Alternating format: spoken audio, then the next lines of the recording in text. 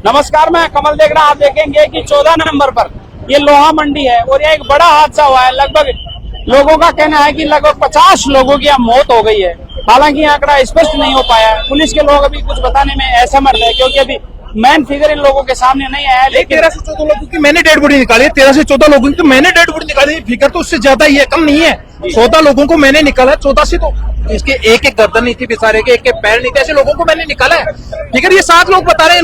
इनको आने के बाद तो इनको आने के बाद बताया है। इनको पहले का पता नहीं है। अभी ये लोग रोड जाम करने की कोशिश कर रहे हैं। रोड जाम नहीं, ये मांग बता रहे हैं, अपनी साइड से मांग बता रहे। रोड जाम नहीं कर रहे, नेशनल हाईवे हमने खुद नहीं खुलवाया। रोड जाम कैसे करेंगे हम, ये बताओ।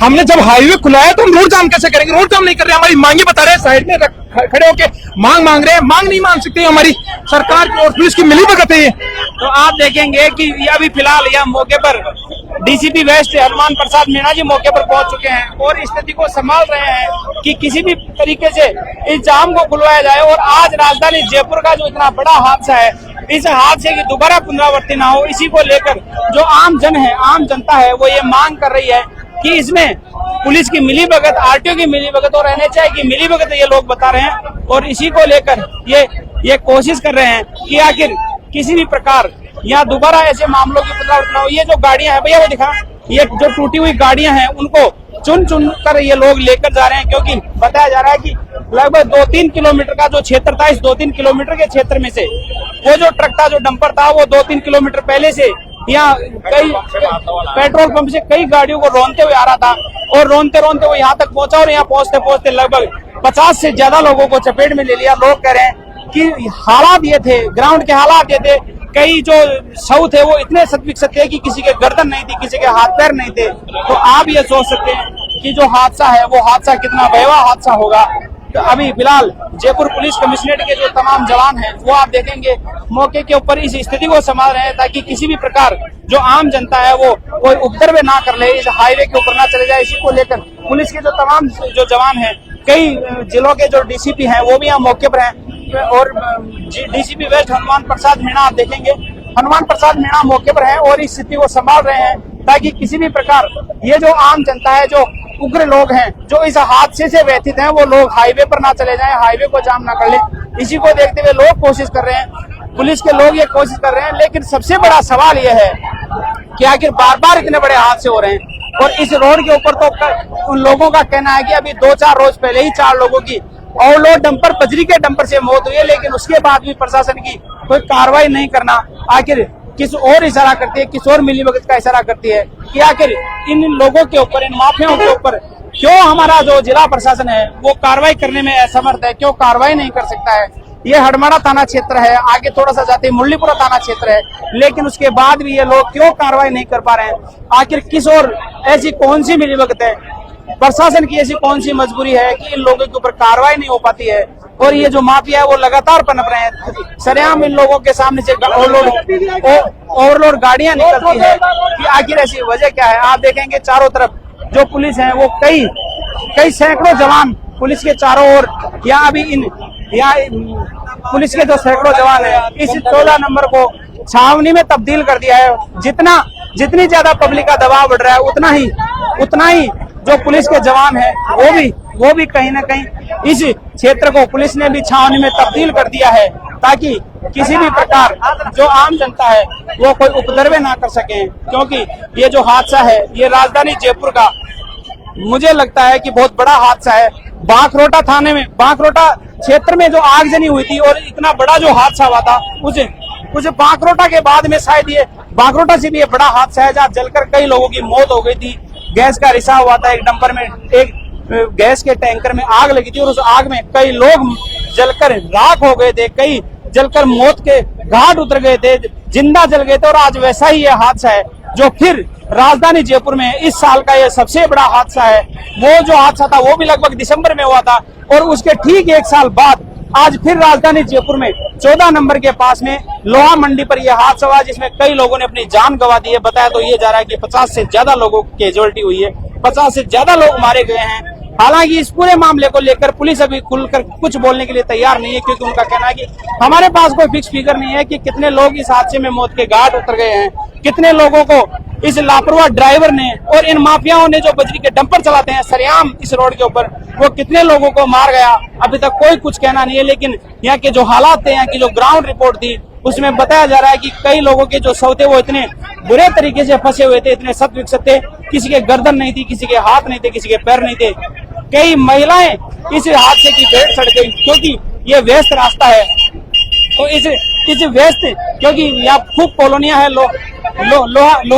लोहा मंडी का क्षेत्र है, तो आप देखेंगे कि जो भीड़ है उस भीड़ को कहीं ना कहीं जो पुलिस है वो खदेड़ रही है, समझाइश कर रही है ताकि ये लोग यहाँ से थोड़ा पीछे चले जाए, क्योंकि सामने NH 48 और NH 52 है, तो इसके ऊपर किसी भी प्रकार कोई मामला ना हो, उसी को देखते हुए इन तमाम जो इंतजामात है इनको देखते हुए ये कोशिश की जा रही है कि जो भीड़ है, जो लोग हैं, जो कहीं ना कहीं इस हादसे से व्यतीत है, उन लोगों को एक बार पीछे धकेलने की कोशिश की जा रही है।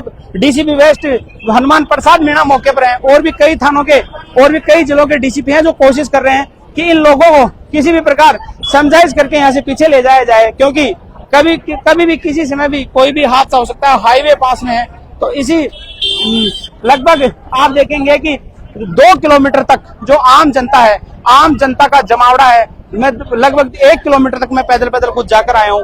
हालात देखे हैं, ग्राउंड रिपोर्ट पर देखिए, कई गाड़ियों को तोड़ दिया गया, कई गाड़ियों को चकनाचूर कर दिया गया, कई 4 व्हीलर गाड़ियां हैं उनको तोड़ दिया गया, कई 2 व्हीलर गाड़ियां थी उनका नामो निशान मिट गया है।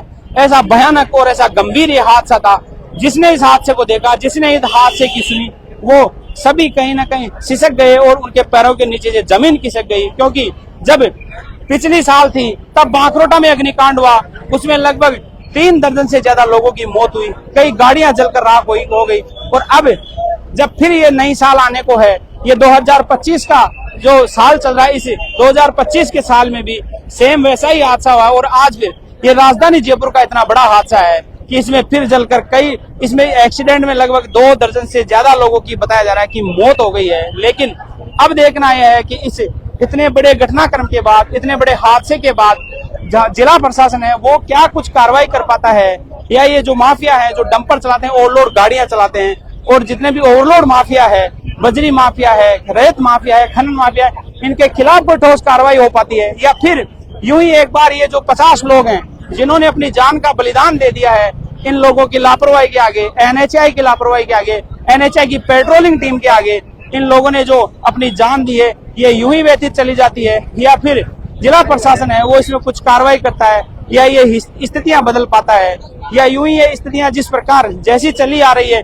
पिछले साल भी एक बड़ा हादसा था, वो भी NHI की लापरवाही के चलते एक बड़ा हादसा हुआ, ब्लैक स्पॉट खुले थे, तमाम एक्सीडेंट हो रहे थे, कई गाड़ियां बिड़ रही थी। और अभी भी ये हाईवे हैं, ये मौत के हाईवे बन चुके हैं, इनके ऊपर चलते फिरते यमदूत तोड़ते हैं, रोज इनके ऊपर हादसे होते हैं, लोग हजारों लोग मरते हैं। लेकिन NHI के लोग इस बात से बिल्कुल भी दया नहीं है कि इन लोगों को बचाया जाए, ब्लैक स्पॉट मौत के जो इनके जो मौत के जो स्पॉट है उनको बंद किए जाए और इस आम जनता को राहत दी जाए। क्या ये आम जनता सिर्फ मरने के लिए वोट देती है? क्या सरकार इसलिए चुनती है कि ये लोग रोज मौत के घाट उतारे जाएं और जो जिम्मेदार हैं वो इसी कमरों में बैठकर इस जनता के तमाशे देखें? क्या ये स्थितियां बदलेगी, या फिर यूं ही जो इनके वादे और दावे होते हैं वो खोखले फिर साबित होंगे?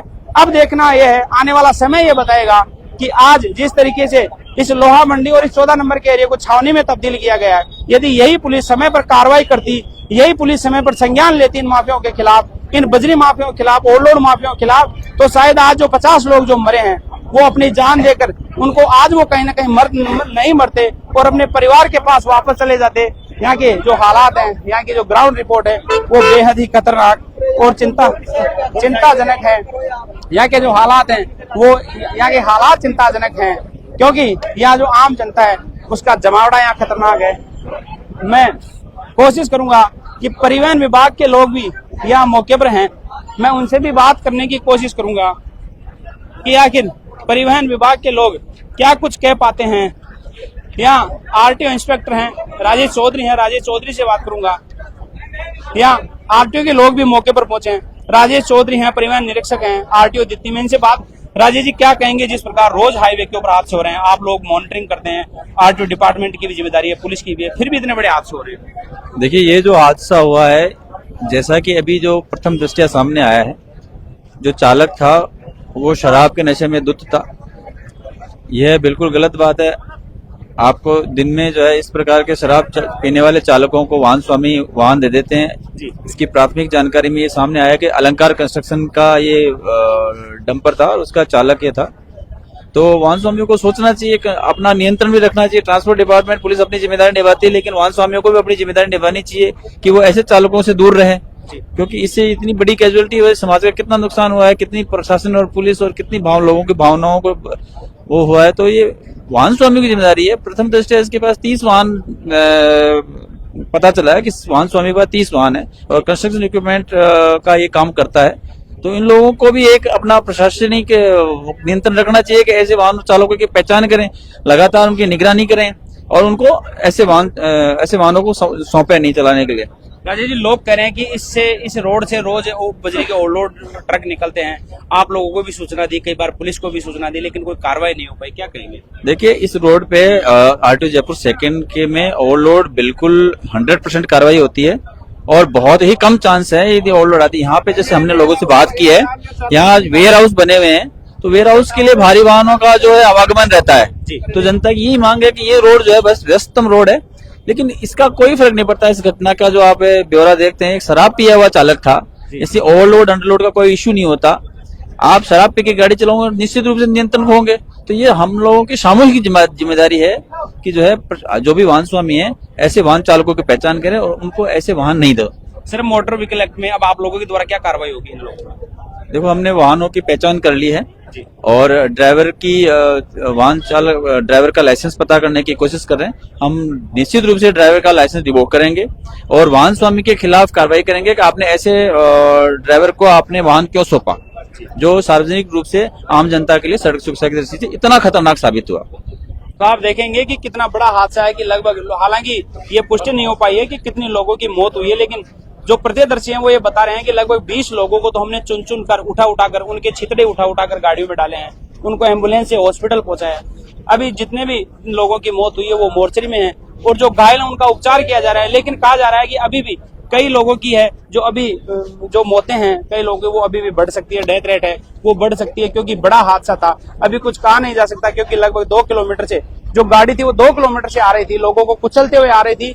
तो ये कहा नहीं जा सकता कि अब तक कितने लोग यहाँ मर चुके हैं, कितने लोगों को हॉस्पिटलाइज करवा दिया गया, कितने लोग घायल हैं, ये अभी कहना मुश्किल है, क्योंकि जो फिक्स फिगर है वो ना पुलिस के पास है ना किसी जिम्मेदार के पास है। लेकिन जो प्रत्यक्षदर्शी हैं उन्होंने मानवता की मिसाल निभाते हुए इन लोगों ने, जितने भी आप लोग देख रहे हैं, क्योंकि इनका कहना था कि एम्बुलेंस और पुलिस तो लगभग आधे घंटे बाद आई थी, लेकिन जितने भी जो यहाँ के प्रत्यक्षदर्शी थे उन लोगों ने अपनी गाड़ियों से कहीं ना कहीं इंतजाम करके उन लोगों की बॉडियों को डाला है और उन लोगों को हॉस्पिटल तक पहुंचाया। जो घायल लोग थे, जो कर्रा रहे थे, और कई ऐसे लोग भी थे जिनकी इतनी बेदर्द मौत हुई है कि उनके जो शरीर के कई टुकड़े थे वो कई टुकड़ों में शरीर बट गया। कई लोगों के गर्दन नहीं थी, कई लोगों के पैर नहीं थे। हमारी मजबूरी है कि हम वीडियो आपको दिखा नहीं सकते, लेकिन अभी भी ये बहुत अच्छी बात है, इंसानियत जिंदा है। यहाँ लोहा मंडी के जो लोग हैं वो उन्होंने कोशिश की है और जितने भी जो लोग थे उनको हॉस्पिटल तक पहुंचाया है, लोगों को हॉस्पिटलाइज करवाया गया है। अब देखना है कि इतना सब कुछ हो जाने के बाद भी क्या ये पुलिस प्रशासन और ये जिम्मेदार लोग और NHI के लोग, पेट्रोलिंग टीम के लोग नींद में रहते हैं या कहीं ना कहीं लोगों के ऊपर कार्रवाई कर पाते हैं, ये तो आने वाला समय बताएगा। लेकिन बहुत बड़ी बात है, बहुत दुख की बात है कि पिछली साल भी एक बड़ी घटना होती है। बांकरोटा में 20 से 25 लोग अपनी जान गंवाकर इन लापरवाह और इन हरामखोरों की उस गलती का वो एहसान चुकाते हैं अपनी मौत देकर। और आज भी ऐसा हुआ है, फिर नई साल आने को है, 2025 का साल है और फिर लगभग उससे भी ये बड़ा हादसा हुआ है। तो ये सोचने वाली और देखने वाली बात है कि क्या यूं ही ये आम जनता अपनी जान देती रहेगी या जिम्मेदार इन लोगों के ऊपर कोई कार्रवाई करेंगे, या फिर यूं ही भ्रष्टाचार की ये भेड़ चढ़ जाएंगे और अपने पैसे लेंगे, अपनी जेबें भरेंगे इन माफियाओं से और ऐसी कमरों में बैठे रहेंगे, या कुछ कार्रवाई होकर इन लोगों को कोई पनिशमेंट दिया जाता है या इन लोगों को भी सलाखों के पीछे पहुंचा दिया जाता है। सहयोगी नंदलाल शर्मा के साथ कमल देगड़ा, जयपुर।